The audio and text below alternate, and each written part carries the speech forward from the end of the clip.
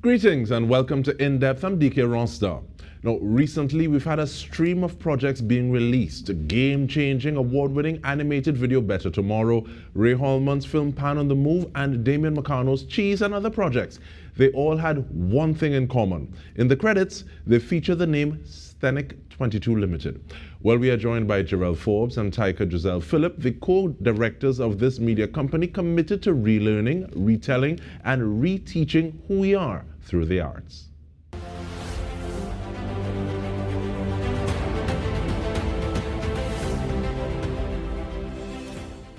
Welcome, ladies. Thank you so much for joining us. Now, Tyker, I want to start off with you, please, asking for an overview of Sthenic22. Sthenic22, well, Gerelle roped me in. This is her baby, and it is the umbrella company of several brands that we do have under our belts. This is She Chai. She owned, right? And it is a space that archives our history, hence the documentary of Dr. Ray Holman, and through music archiving as well. So any old music that you may not necessarily hear on the radio, we have it. Photos, interviews with our artisans, with people who are movers and shakers in our space.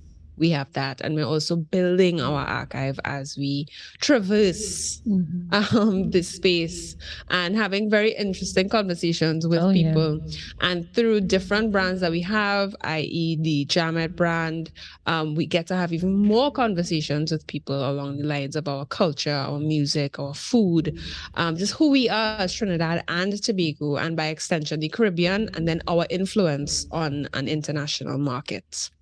And I really appreciate the fact that you're talking about having those conversations that need to be had. And because I know it's Gerelle, baby, that's why I asked you, Tyker, because I didn't want the whole time to be taken up by that. But Gerelle, though, how does the work of Sthenic22 tie into your feelings on responsibility? And this is self, family, society, and the world. Well, essentially, you just called it right there. Responsibility, goes into, it's like a pyramid for me. The top being on self first, because you can't add to nobody or nothing without seeing about self first. And we push that a lot particularly with the Jamet brand, which is how we do the community work, responsibility to community, to space, and space don't necessarily mean like what area you're from or where you live. Sometimes it's like in context here, media community, there's a community here, and Tyker and I have our experiences and relationships separate. And even though she's saying it's my baby, the reason why she was brought on is because she have her own Pioneer Productions, which is her company, and they're doing the same work, except she was doing it by herself. So I can't say that I'm doing community work and watching a peer of mine in this space doing the same work by herself, knowing that the work cannot be done by self. So when I had the conversation with her about doing community work, because we're doing the same work, why are you doing it alone? Let's, come together, pool our resources, and that's how Tyker came on board. So now we're looking at responsibility of self first and responsibility in community, and through our responsibility in community, we intend to affect responsibility in a wider way. Because it's important, because we felt as though from our individual experiences that there were a lot of things that we missed out on, and we had to desperately ask, plead, fight to get some answers just to know who we are. And so we don't want to have a generation ahead to have to do that work again.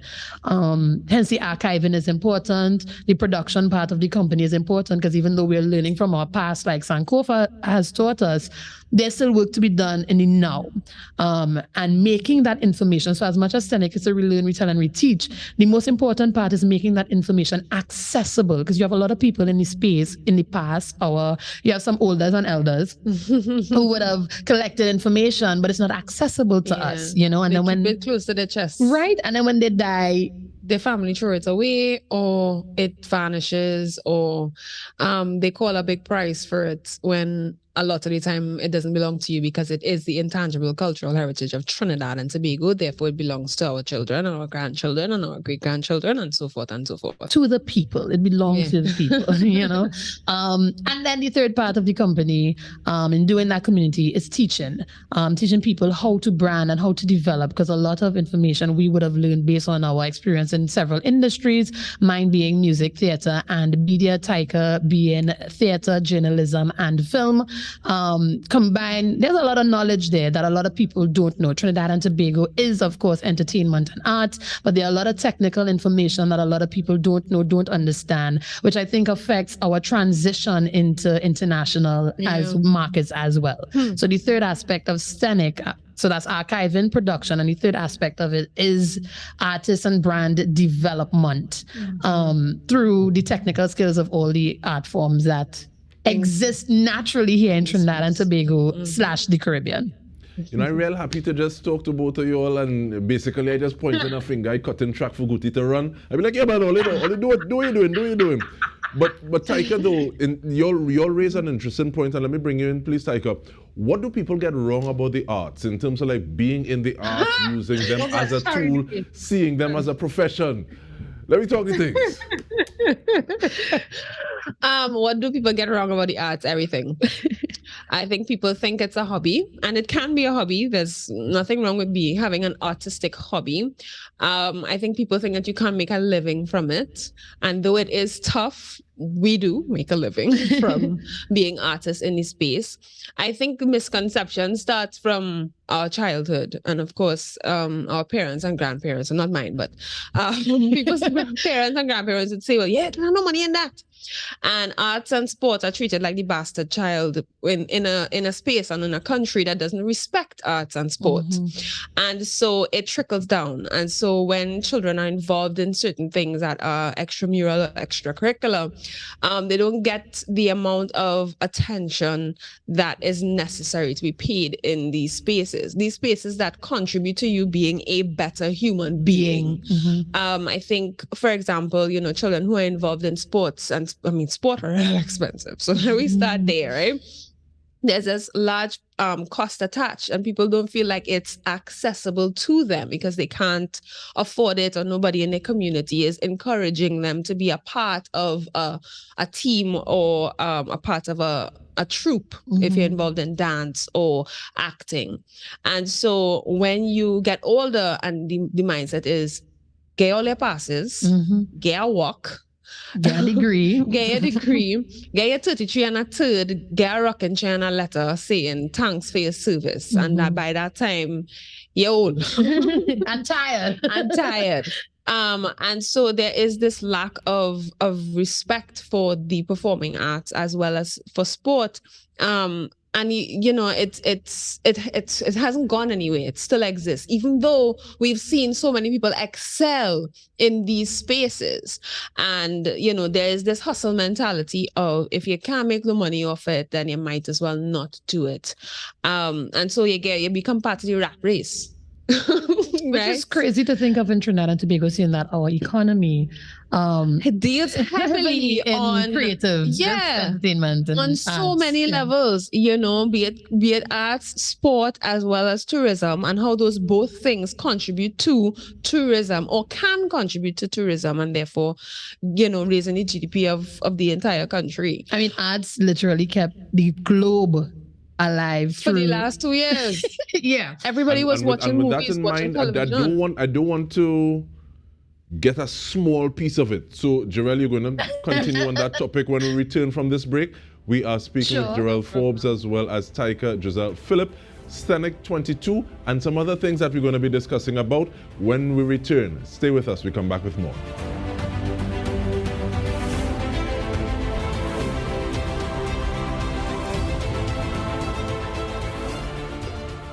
Welcome back. We are speaking with the co-directors of Sthenic22, Gerelle Forbes and Tyker, Gyselle, Phillip. And Gyselle, Gerelle, I'm shifting up thing now. But Gerelle, I want you to continue on that point while also asking, now, while operating in the arts, which can be beautiful, it can also be a little cutthroat. And I reference that that phrase you said, or that saying you meant, and then both of you all kind of shared a meaningful look, that like making the distinction between elders and olders. And olders. But how do you navigate freeing up that space for youth coming through with amazing gifts and undeniable talent, as well as recognizing that we sit at the feet of elders to better stand on their shoulders? I'm clear on my objective. I'm clear on myself. I'm clear on who I am and what my work is and what I can contribute to the space, as in the world, in my one lifetime. So to start with, there's that. And that demands continuous personal healing work of responsibility, which we spoke about earlier, but also accountability and continuous work, never ended. So that part is understood. Beyond that means who I interact with, or sometimes, the universe just bring people to you, because when you're sure about something, they just kind of happen. And it's a weird kind of energy. And some people don't believe in it, and that's fine, but this is my truth, right? And so as you interact with a lot of people, you learn after a while what to take and what you don't need. And that's how the learning is. I mean, when you go back into our history, oral tradition is a part of how we learned. And so that's essentially what we're doing. We're having conversations with people. We're sitting and talking with olders or elders, and everybody has something to add. Elders, of course, we value a lot more because there's wisdom, there's a different type of critical thinking, there's acknowledgement of their errors, their mistakes in their lifetime, and to tell you, well, I did X, so don't do that because that doesn't work if you do X, Y, Z. And then I could, ask them back a question, but what if so and so is the case? And a conversation can happen. With olders, there's a stubbornness, there's a unwillingness to evolve, there's a seeing myself as the adult, which means I am the authority and nobody else behind can know better, or whatever the case is. And that is just untrue. There's a lack of respect. Yeah, we're all students learning from each other, essentially. Folks who are older and folks who are young, and I feel like there's a strong relationship that can happen between. So that's the second part. But the third and final part is, now that I'm clear on self and clear on how I'm getting my information, then when I go. And the idea that, particularly as women in this space of arts, but also in the space of business, and there's still an attitude of women should be seen and not heard. Tyker recently had that told to her.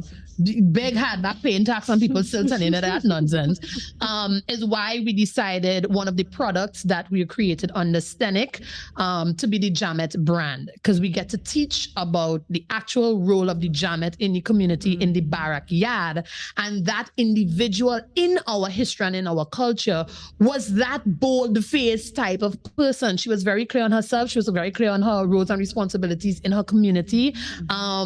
And if right is right and wrong is wrong, then we're going to say it. There are people who cannot say what they want because of, different circumstances, different situations. A lot of people can't say what they want to express because they're literally going to affect their salary and they can't feed their children after. So you know what? You get somebody who is willing to say it for you with the same vehemence that you may have about your circumstance.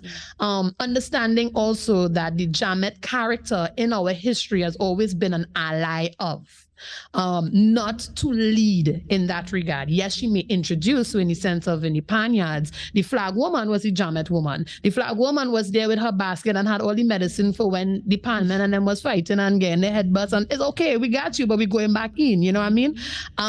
So women, the role of that character in the space, as we continue to learn, we realize this is the vehicle in which we are going to do this community work. And the space right now absolutely needs it. So if it makes you uncomfortable, that's good, because in order to heal, you have to go through some sort of, discomfort. And then there are a lot of things that need to be changed. For example, I saw this morning in the news that a lady had to drape herself in a curtain to go and change her check in the bank. Make that make sense to me. But so, you have to do bold-faced things if you have to be heard and seen and get things changed. And if that's the work, it's dirty work. A lot of people don't have the confidence to do that. That's okay. We are here with this product, the Jamet, and I'm not saying that Tyker and I are the only Jamets. Understand that it's community. So there are a lot of people who are coming on board and doing the same healing and learning, but in their own way doing the work. The work cannot be done by one person. It is literally impossible. And I feel like we all have a responsibility as citizens because it is our culture. The culture belongs to us, our heritage, our culture, our history. This space belongs to us. Yes, a lot of people have their identity on it, everybody but us. So why not? Why not be like, yeah, this is mine, this needs to change, this needs to fix, because I have to live here and I have to feed the same space. And Tyke, I want to bring you in on this because Gerelle would have spoken about Sankofa in terms of like go back and get it, learning from the experiences of the past and operating in a sort of practice in terms of like you have that thought, then you have the action, and then you think about what you did in order to go forward. And you, Tyke, would have said, well, not my grandparents. So it seems as though they were mentally a little more liberated. What is that process of saying, okay, well, this is who I am going to be to break some of these chains? If you feel that people need to sit down in a corner and hush them out and just look cute or whatever, we're going to be doing it a little differently and using those traditional forms such as the Jamet, who was normally on the periphery of society certain ways, and the baby doll to articulate problems, work towards solution. How do you continue getting that consistent effort and that energy to do that? Me personally, I mean, like Tyker waking up in the morning to get the vibes. That's what I mean, Dike. And both personally and then as a business, because it's one thing to say, yeah, but no, this ain't making sense, you know. I could do this or something else. Yeah, well, full disclosure, I have had many a morning and I'm like, yeah, I retired. She has. And I have in certain instances retired from certain aspects of my creative life. And I'm just like, yeah, I'm not doing that. That is not for me. That's not my ministry. But I also understand what my intention and my goals are as a woman, as a human being, as well as a creative. And so because I know these things, I know the work that I have to do on self and in my career. And also what is the value that I'm adding to where I'm at. So whether it's within Sthenic22, whether it's in other spaces, you know, whether it's in my own company teaching workshops and doing life skills and doing personal development work with anybody. You know, I know what I'm trying to achieve. I know what I have to do. I know what my grandmother tell me, I know my grandfather tell me, I know my uncle tell me. And these are three ancestors who guide me every single day. So I know my work and I know it hard, you know. But I also understand that it is not, though it is about me, it is not just about me. And I would have interacted with so many children over 20-something years of being in this business. And I understand what it looks like to have a parent yank a thing that you love away from you. And so it's now part of my responsibility as an artist and as a Jamet in the space to gift that back to adults. And so I've been able to, in the past few years, been able to gift it back to adults and say, hey, use your imagination, you know, explore things that you haven't explored in a really long time because somebody told you when you were 14, you had to do POB. And you really didn't want to do POB. You wanted to do something else. You wanted to do music, but they tell you didn't have no future in that. So I understand what my role is. And part of that going back and understanding that this struggle, quote unquote, that I have experienced as an artist, and not just artist, but as a woman in this creative industry, I understand. So I understand so much more how people who did it before also experienced a certain level of struggle. And some of them who decided that they weren't going to keep fighting, and some of them who did decide, yeah, they're not going to hold me back. I just go and coach real hard. And then when it comes to business, this is why, you know, I don't really like competition. You know, one of my mentors, the late Lord Superior, Dr. Marcano, said to me, competition kills creativity. And so I'm not interested in competing with anybody. But what I will say though is that we're competing with time a little bit. So ladies, I want to thank you so much. Gerelle, Forbes, Tyker, Gyselle, Phillip, co-directors of Sthenic22, looking at empowerment, reminding ourselves who we are through your chosen medium, through your ministry. Yes, we're using the term. And on behalf of the entire TTT News team, I'm Dike Rostant. This has been In Depth with me. Thank you so much for joining us.